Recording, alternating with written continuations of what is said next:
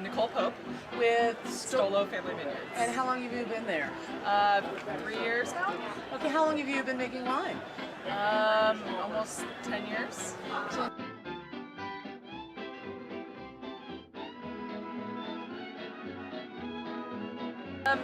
Well, there were some women who had started, in the 80s as people who were really, there were not very many women. When I came along, I went to Cal Poly and I studied biology. The viticulture program was just starting out, and I actually ended up working, the first winery that I worked for was run by a woman. She was the head winemaker and the CEO.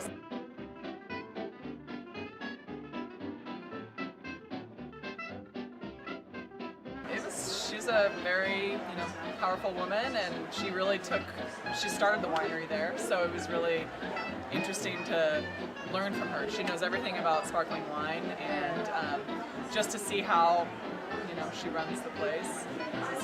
Yeah, I never felt like, oh, I'm a girl, I don't do something. We were all, didn't matter.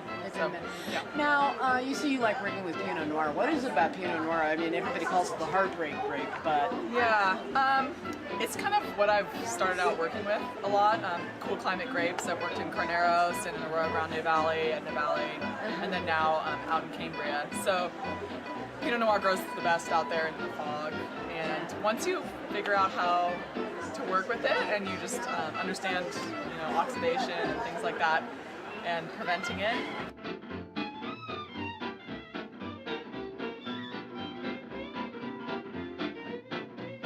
Wine can be oxidized very easily, and it kind of depends on the stage. When it's fermenting, it needs oxygen. So the yeast need oxygen to grow healthily and convert sugar to alcohol. But once wine's in the aging process, when it's in barrel, you want to keep it topped up. You don't want, a lot of head space. When you're racking, you don't want to be mixing in a lot of air. And certain varieties, can use some, but Pinot Noir usually can't. So, you want to prevent oxidation because it just oxidizes quicker. And you get the flavors of oxidation, it just becomes more pruny or even like bruised apple, those kind of flavors, and it just, you ruin the freshness of the wine.